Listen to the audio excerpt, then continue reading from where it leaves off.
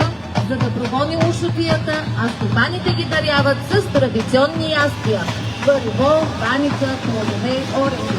Колкото са здрави черупките на орехите, толкова здрава и силна е дружината, за да се върне до година. Групата от Велковци е постоянен участник в общински, регионални, национални и международни фестивали и празници, като винаги представя автентичната българска сироварска традиция и печели призови места.